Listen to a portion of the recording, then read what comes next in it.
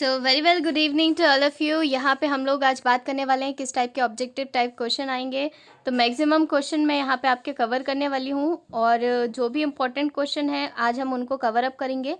तो सबसे पहले हम लोग बात कर लेते हैं यूनिट 1 और 2 की, क्या इंपॉर्टेंट क्वेश्चन होंगे और क्या आपकी स्ट्रेटेजी होनी चाहिए, है ना, क्वेश्चन को सॉल्व करने की। इस बारे में हम पूरा डिटेल डिस्कशन करने वाले हैं। तो बिना टाइम वेस्ट करें हम स्टार्ट करते हैं। हमारा फर्स्ट क्वेश्चन क्या कह रहा है, which of the following is not the component of bridge. तो ब्रिज का कौन सा कंपोनेंट नहीं है, deck, vehicle, abandonment, foundation, abandonment या पियर्स। तो इसका आंसर हो जाएगा व्हीकल। व्हीकल आपका जो ब्रिज है इसका क्या नहीं है, इसका एक पार्ट नहीं है। अबेंडमेंट क्या होता है डियर, ये जो ये ब्रिज का कंस्ट्रक्शन होता है इसके बाद आप कुछ ऐसा स्लोपिंग डिस्टेंस देखते हैं, ये जो बैकफिल या रिटेनिंग बॉल रहती है इसी को हम कहते हैं अबेंडमेंट। तो वो पूछ सकता है अबेंडमेंट का क्या यूज़ है, तो आप बता सकते हैं कि अबेंडमेंट क्या देता है, एक एक्स्ट्रा सपोर्ट देता है हमारे ब्रिज को, है ना, जिससे ये स्लाइडिंग से बचाता है। यहाँ की जो आपकी सॉइल वगैरह रहेगी ना, सॉइल की स्लाइडिंग से ये क्या करेगा, आपका अबेंडमेंट बचाएगा। तो रिटेनिंग वॉल जैसे स्ट्रक्चर को ही हम अबेंडमेंट कहते हैं। नेक्स्टली सेकंड क्वेश्चन पे चलते हैं। Identify the through type plate girder bridge. Through type plate girder bridge का आइडेंटिफिकेशन आपको करके बताना है कि कौन सा वाला है। तो देखो, through type plate girder bridge कौन सा होता है, जहाँ पे फ्लोर कहाँ पे प्लेस्ड हो, आपका जो फ्लोर है वो आपका प्लेस्ड हो आपके लोअर पार्ट के पास, है ना, बॉटम फ्लैंज के पास जो आपका ब्रिज का फ्लोरिंग सिस्टम रहता है उसी को हम कहते हैं through type plate girder bridge.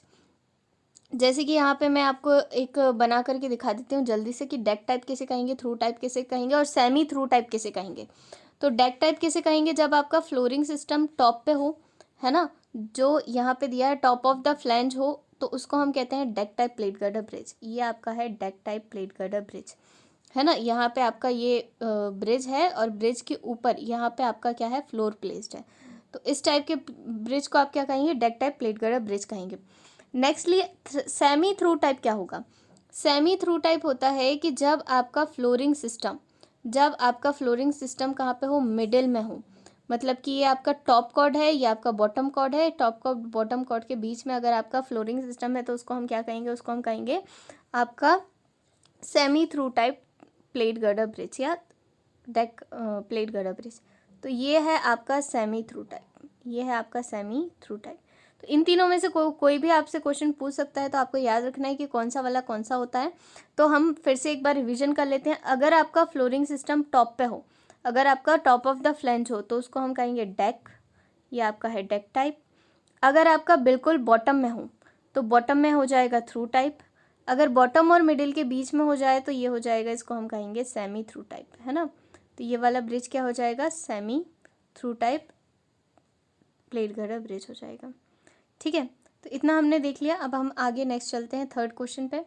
Third question क्या कह रहा है, plate girder bridge are also known as, जो आपका प्लेट गर्डर ब्रिज है ये क्या कहलाते हैं, तो सॉलिड वेब भी कहते हैं, क्योंकि प्लेट किसकी तरह रहती है, सॉलिड की तरह रहती है। अगर आपसे कहे कि ओपन वेब गर्डर ब्रिज क्या होते हैं, तो ओपन वेब गर्डर ब्रिज क्या होंगे, जो भी आपके ट्रस गर्डर ब्रिज हैं, तो इनको हम ओपन वेब गर्डर ब्रिज भी कहते हैं। ठीक है, तो सॉलिड वेब मतलब कि सॉलिड प्लेट का यूज़ करके जो ब्रिज बना रहे हैं उनको हम क्या करें, प्लेट गर्डर ब्रिज कह रहे हैं। नेक्स्टली आगे हम चलते हैं। क्वेश्चन नंबर 4 में कह रहा है कि क्या ब्रेथ होनी चाहिए, minimum breadth of roadway in single lane road bridge is kept as. Single lane road bridge में आप कितना मिनिमम आपका गेज होना चाहिए, तो कितना होना चाहिए, 3.8 मीटर होना चाहिए मिनिमम। ठीक है, तो इसके लिए हम याद रखेंगे। अब नेक्स्टली हम बात करते हैं कि अगर हम आगे चलें तो आगे क्या कह रहा है, आगे कह रहा है कि लेटेस्ट आईआरसी ब्रिज कौन सा है।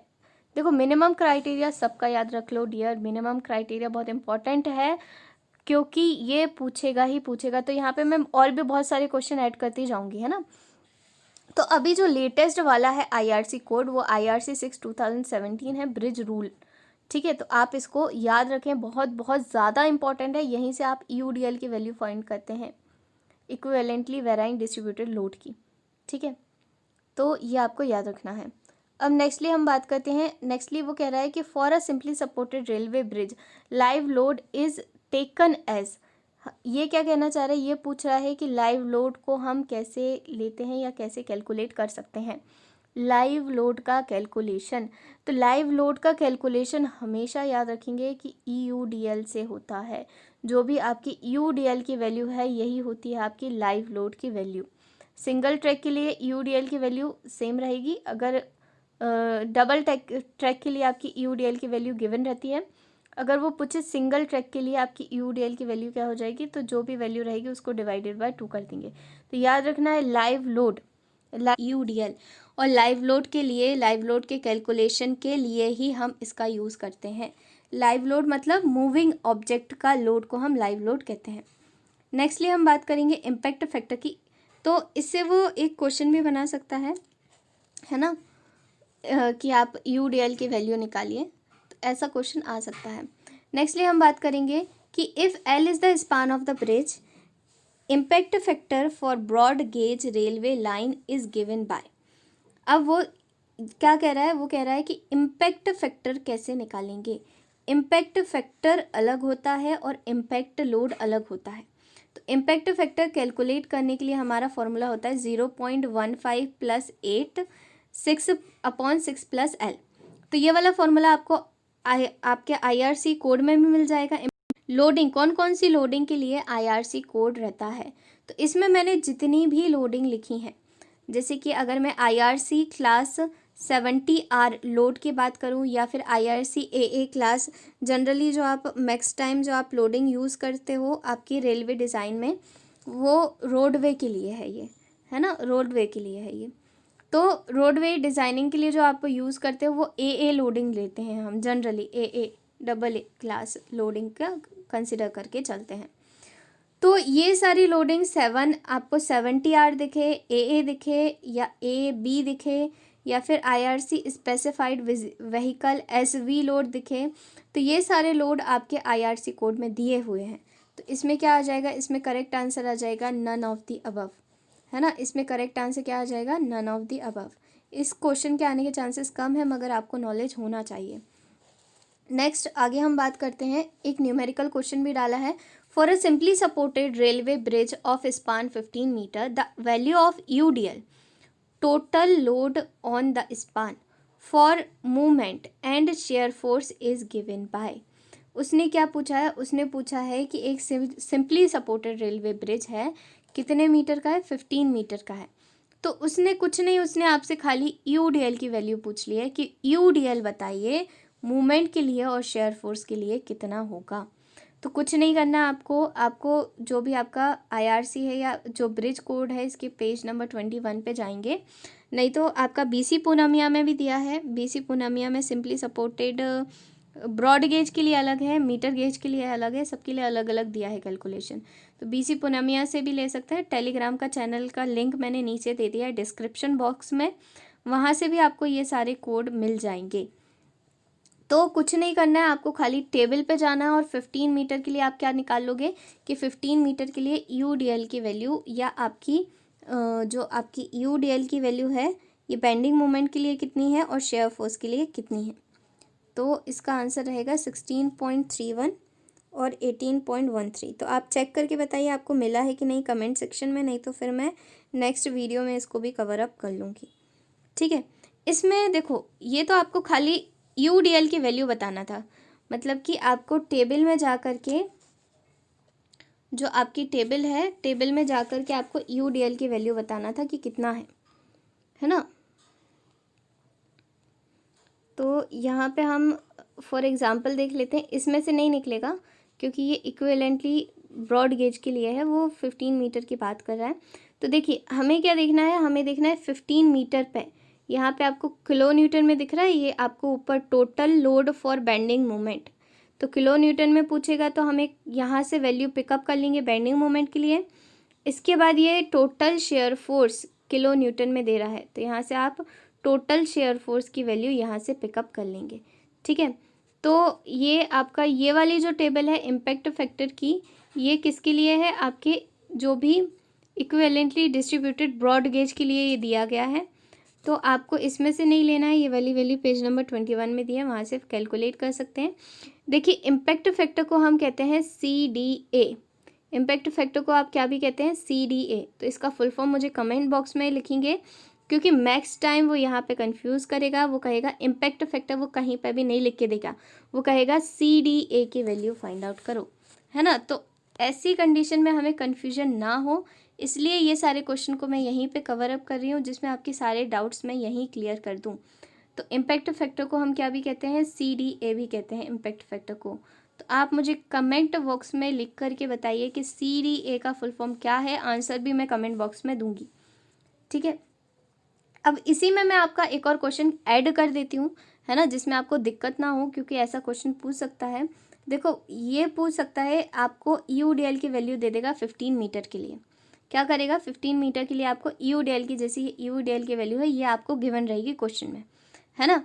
अब वो आपसे अगर 4 मार्क्स का क्वेश्चन अगर उसको बनाना है तो वो क्या पूछेगा, वो पूछेगा calculate bending moment and shear force for this. क्या कहेगा, calculate shear force and bending moment for the value of EUDL। तो बेंडिंग मोमेंट की वैल्यू फाइंड आउट करने के लिए आपको ध्यान से देखना होगा कि वो सिंगल ट्रैक के लिए कह रहा है। यहाँ पे मैं ये चीज़ भी आपको ऐड कर देती हूँ, वो सिंगल ट्रैक के लिए कह रहा है या आपको डबल ट्रैक के लिए कह रहा है। अगर वो सिंगल ट्रैक के लिए कहीं उसने मेंशन करा है तो सिंगल ट्रैक के लिए क्या हो जाएगा, सबसे पहले ये वाली जो भी आपकी वैल्यू आएगी शेयर फोर्स के लिए या बेंडिंग मोमेंट के लिए, इसको आपको करना पड़ेगा डिवाइडेड बाय 2। इसके बाद आप फॉर्मूला लगाएंगे, बेंडिंग मोमेंट के लिए क्या हो जाएगा, WL/8। ये बेंडिंग मोमेंट के लिए स्क्वायर नहीं लगाएंगे, L का स्क्वायर कभी भी नहीं लगाएंगे, क्योंकि ये जो आपका कैलकुलेटेड फॉर्मूला है इसमें W/L ऑलरेडी है। तो हमें क्या याद रखना है, हमें याद रखना है कि अगर वो कहे सिंगल लेन के लिए फाइंड आउट करो तो जो भी EUDL की वैल्यू है इसको पहले आप डिवाइडेड बाय 2 करना। इसके बाद आप फॉर्मूला लगाएंगे मूवमेंट के लिए, क्या फॉर्मूला होगा, WL/8 हो जाएगा। ये बेंडिंग मूवमेंट के लिए फॉर्मूला होगा। अगर वो कहीं पर कुछ भी मेंशन नहीं करता है कि सिंगल लेन के लिए है कि डबल लेन के लिए, तो उस कंडीशन में जो भी आपकी EUDL की वैल्यू है वही ओरिजिनल हम प्लेस कर देंगे। नेक्स्टली अगर वो कहता है कि शेयर फोर्स निकालो, तो शेयर फोर्स का फॉर्मूला होगा W/2। शेयर फोर्स का क्या फॉर्मूला हो जाएगा डियर, W/2। तो यहाँ से हम शेयर फोर्स निकाल सकते हैं, हमारे लाइव लोड के लिए आप शेयर फोर्स निकाल सकते हैं और लाइव लोड के लिए आप बेंडिंग मोमेंट निकाल सकते हैं। लोडिंग वो देगा आपको, लोडिंग वो देगा, है ना। तो ध्यान से लोडों, जो भी आपका लोड रहेगा इसको आप बहुत ध्यान से देखेंगे, है ना। इतना क्लियर है आपको कि कैसे कैसे क्वेश्चन आ सकते हैं, ये हम यहाँ पे कवर अप करते जा रहे हैं। नेक्स्टली वो कह रहा है कि impact load is calculated as. अभी इम्पैक्ट फैक्टर की बात कर लिया हमने, अब इम्पैक्ट लोड की बात करेंगे कि इम्पैक्ट लोड हम कैसे निकाल सकते हैं। तो इम्पैक्ट लोड पहली बात तो कब आता है हमें ये याद रखना चाहिए। अगर आपको ये याद है कि इम्पैक्ट लोड कब आता है तो आपको और कुछ याद रखने की ज़रूरत नहीं है, आपको ईजिली बन जाएगा। देखो, इम्पैक्ट लोड तब लगेगा जब आपका ट्रेन मूव करेगा, ट्रेन के कारण जो आपके ब्रिज में इम्पैक्ट आ रहा है उसी को हम क्या कहते हैं, इम्पैक्ट लोड, ठीक है। वाइब्रेटिंग जो आपका वाइब्रेशन वहाँ पे क्रिएट होने लगता है, तो इसलिए हम एक्स्ट्रा इम्पैक्ट लोड का कैलकुलेशन यहाँ पे करते हैं। तो ट्रेन जब चलेगी तभी क्या होगा, आपका इम्पैक्ट लोड आएगा। मतलब कि क्या करना होगा आपको, लाइव लोड इंटू जो भी इम्पैक्ट फैक्टर है, लाइव लोड इंटू जो भी इम्पैक्ट फैक्टर है उसका क्या करना पड़ेगा, हमको इंटू करना पड़ेगा। इम्पैक्ट फैक्टर का फॉर्मूला मैं फिर से रिपीट करती हूँ, 0.15 प्लस 8/6 प्लस L, है ना। ऊपर मैंने जो बताया था वैसे नहीं होगा वो, इसका कैलकुलेशन करके इसका सिंप्लीफिकेशन आप कर सकते। तो ये वाला फॉर्मूला आपको क्या करना होगा, इस वाले फॉर्मूले को आप याद रख लीजिए क्योंकि ये बहुत इम्पोर्टेंट है, ठीक है। तो यहाँ तक हो गया। तो इसका आंसर क्या हो जाएगा डियर, इसका आंसर हो जाएगा सेकेंड ऑप्शन, जो आपका live load into impact factor, यही क्या है आपका इम्पैक्ट लोड का कैलकुलेशन है। नेक्स्टली आगे चलते हैं हम, आगे वो क्या कह रहा है, in a steel bridge timber sleepers are provided at a spacing of 300 mm centre to centre, size of each sleeper is 250 mm into 150 into 2 point. If the density of timber is 7 kilonewton per meter cube, what will be the dead load due to weight of the sleeper? Weight of the sleeper के कारण dead load कितना आएगा ये आपको calculate करके बताना है। बहुत इजी क्वेश्चन है। कभी भी डेड लोड अगर कैलकुलेट करना है तो कैसे करोगे, जल्दी बताओ मुझे, कैसे कर सकते हैं हम लोड का कैलकुलेशन। जो भी आपका वॉल्यूम होगा, है ना, इंटू आप कर दोगे डेंसिटी, वॉल्यूम इंटू डेंसिटी, ठीक है। तो वॉल्यूम इंटू डेंसिटी से आपको क्या मिल जाएगा, आपको लाइव लोड मिल जाएगा या डेड लोड आपको स्लीपर का मिल जाएगा, है ना। तो स्लीपर का डेड लोड हम कैसे निकाल सकते हैं, जो भी आपका वॉल्यूम होगा, वॉल्यूम कैसे निकालोगे, 250। अब 250 को मीटर में कन्वर्ट कर लेंगे तो 0.25 इंटू 0.150 इंटू क्या हो जाएगा 2.5। तो यहाँ से आप क्या कैलकुलेट कर लोगे, यहाँ से आप कैलकुलेट कर लोगे कि कितना आपका इसका वॉल्यूम है, इंटू क्या कर दोगे 7। तो वॉल्यूम इंटू क्या हो जाएगा डेंसिटी, वॉल्यूम इंटू डेंसिटी से आपको क्या मिल जाएगा, आपका डेड लोड मिल जाएगा टिम्बर का। तो यहाँ पे उसने देखो, यहाँ पे उसने क्या कह रहा है कि क्वेश्चन को बहुत ध्यान से पढ़ना है। आई रिपीट, क्वेश्चन को बहुत ध्यान से पढ़ना है। वो पूछ रहा है what will be the dead load of the sleeper. वो इसने क्या पूछा, खाली इतना ही पूछा कि डेड लोड क्या है स्लीपर का। यहाँ पे वो ये भी पूछ सकता था, क्या पूछ सकता था, what is the dead load due to the weight of sleeper for. अगर यहीं पे उसने लगा दिया फॉर 1 मीटर, अगर यहीं पे उसने लगा दिया फॉर 1 मीटर, तो इस कंडीशन में आपको नंबर ऑफ़ स्लीपर्स निकालने पड़ेंगे, है ना। इस कंडीशन में क्या निकालने पड़ेंगे आपको, नंबर ऑफ़ स्लीपर्स। कैसे निकालेंगे नंबर ऑफ़ स्लीपर्स, यहाँ पे स्पेसिंग दिया है कि स्पेसिंग एक स्लीपर से लेके दूसरे स्लीपर की स्पेसिंग कितनी है, ये एक स्लीपर है, ये सेकेंड स्लीपर है, इन दोनों के बीच की स्पेसिंग है आपकी 300 mm, ठीक है, 300 mm है। और आपको निकालना है कि 1 मीटर में कितने स्लीपर्स होंगे। तो कुछ नहीं, 1 मीटर आप क्या करोगे, 1 डिवाइडेड बाय 300। अब ये 300 को हम किस में कन्वर्ट कर लेंगे, mm में, तो 0.1/0.300। इससे आप क्या निकाल लेंगे कि कितने स्लीपर आ रहे हैं। तो 1 मीटर के लिए स्लीपर निकल आएंगे, उसको जो भी आपका लोड आया, जो भी आपका कैलकुलेटेड डेड लोड होगा, उससे आप क्या कर देंगे, मल्टीप्लाई कर देंगे। तो इस कंडीशन में जब आप कैलकुलेट करेंगे तो इसका आंसर आ जाएगा 2.187। कैसे निकालेंगे, वही वॉल्यूम इंटू डेंसिटी करके। तो वॉल्यूम क्या हो जाएगा आपका, इन तीनों को मल्टीप्लाई कर दोगे, डेंसिटी 7 से मल्टीप्लाई करके आंसर आ जाएगा, ठीक है। नेक्स्ट हम आगे चलते हैं। आगे कह रहा है which of the following are include which of the following are include in the dead load calculation on the plate girder bridge other than self weight। इनमें से आप किसका डेड लोड कैलकुलेट करते हैं, है ना, other than the self weight, ठीक है।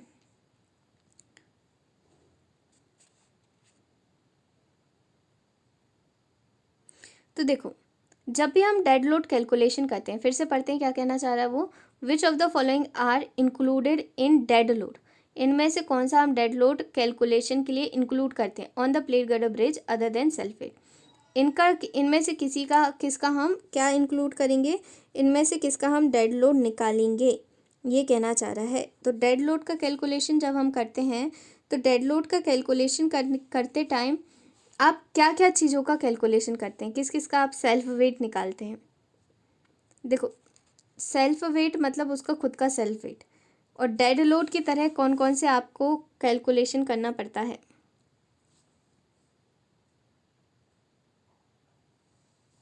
मेन रेल का, गर्ड रेल का, ब्रेसिंग का, फास्टनर का, या स्लीपर का, क्या आएगा आंसर, बताइए जल्दी से। जब हम डेड लोड का कैलकुलेशन करते हैं तो कौन कौन सा लोड हम यहाँ पे लेते हैं। देखो, मेन जो आपका मेन रेल है, इसका आप हमेशा क्या करेंगे, इसका लोड लेंगे, है ना। जब भी हम सेल्फ वेट निकालते हैं तो सेल्फ वेट डेड लोड का कैलकुलेशन करते टाइम हम मेन रेल का करते हैं, गर्ड रेल का करते हैं, है ना, फास्टनर्स का भी करते हैं और स्लीपर्स का भी करते हैं। इन सब का हम क्या निकालते हैं, इन सब का हम वेट निकाल लेते हैं, सेल्फ वेट। ब्रेसिंग्स का भी आप क्या निकालते हैं, सेल्फ वेट निकालते हैं। इसके बाद आप क्या करते हैं, इसके बाद उसका डेड लोड का कैलकुलेशन होता है, ठीक है। नेक्स्ट आगे हम बात करते हैं। आगे क्या कह रहा है, द इकोनॉमिकल डेप्थ, जो आपकी इकोनॉमिकल डेप्थ रहेगी, the economical depth D of the web plate in the plate girder bridge is given as m is equal to maximum movement, TW is equal to thickness of the web, sigma B is equal to permissible stress in the bending. तो आपको बताना है कि depth का formula, सीधा सीधा वो क्या पूछना चाह रहा है, वो ये पूछना चाह रहा है कि डेप्थ का फॉर्मूला कौन सा है। तो हमेशा याद रखो, डेप्थ का फॉर्मूला होता है 1.1 SQRT। SQRT that means square root है ये, है ना, वो स्क्वायर रूट इस तरीके से, ठीक है। तो square root of m upon sigma b into T W, क्या है इसका formula? 1.1 under root m upon sigma b into T W. तो इसमें वो ऐसा भी कर सकता है कि आपको मोमेंट दे दे, सिग्मा बी दे दे और टी डब्ल्यू दे दे, और अब से कहे कि अब आप फाइंड आउट करो कि इसकी डेप्थ कितनी होगी, इकोनॉमिकल डेप्थ कितनी होगी आपके ब्रिज की, है ना। तो ये वाला फॉर्मूला आपको याद करना है, ये कहीं भी कोई भी कोड में नहीं मिलेगा, तो डियर इसको लर्न कर लें। और ये याद रखें कि ये वेब प्लेट की है, depth of web plate for the plate girder bridge, ठीक है। आगे हम बात करते हैं minimum thickness of web plate in the plate girder bridge for the railway. Railway के लिए मिनिमम आपकी थिकनेस कितनी रहेगी? तो मिनिमम थिकनेस कितनी रखना है आपकी वेब प्लेट की? तो वेब प्लेट की मिनिमम थिकनेस कितनी होनी चाहिए आपके प्लेट गर्डर ब्रिज में? बताइए जल्दी से। इसका आंसर होगा आपका 10 mm, है ना। तो मिनिमम थिकनेस कितनी रखनी है प्लेट गर्डर ब्रिज में? 10 mm रखनी है। अगर हम बात करेंगे चिमनी की, तो चिमनी में मैंने कितना बताया था? 6 mm रहेगा। अगर आप वाटर टैंक की बात करेंगे तो वाटर टैंक में जो मिनिमम प्लेट का थिकनेस रहता है वहाँ पे भी मिनिमम 6 mm रहता है। और कोरोजन हो तो कोरोजन के लिए इसकी थिकनेस बढ़ा दी जाती है, और हम कोरोजन के लिए वाटर टैंक में और चिमनी में दोनों में 8 रखते हैं, अगर आपको कोरोजन रेजिस्टिव प्लेट देनी है उस कंडीशन में, है ना। तो रिवीजन भी होता जाएगा आप लोगों का, ठीक है। तो प्लेट गर्डर ब्रिज में मगर इसका क्राइटेरिया ज़्यादा रहता है, प्लेट गर्डर ब्रिज में हम मिनिमम थिकनेस 10 mm रखते हैं। नेक्स्ट वो कह रहा है permissible shear stress in web plate. हमें क्या बताना है? परमिसिबल शेयर स्ट्रेस बताना है किसमें? वेब प्लेट में of a plate girder bridge. Plate girder bridge के लिए आपका मिनिमम जो आपका परमिसिबल शेयर स्ट्रेस है वो कितना होगा? बताइए जल्दी से, कितना होगा? अगर आप बोल रहे हैं 0.45 FY तो ये करेक्ट है। परमिसिबल शेयर स्ट्रेस कितना होगा वेब प्लेट के लिए? शेयर स्ट्रेस के permissible shear stress web plate के लिए कितना होगा आपका? 0.4 FY होगा, ठीक है।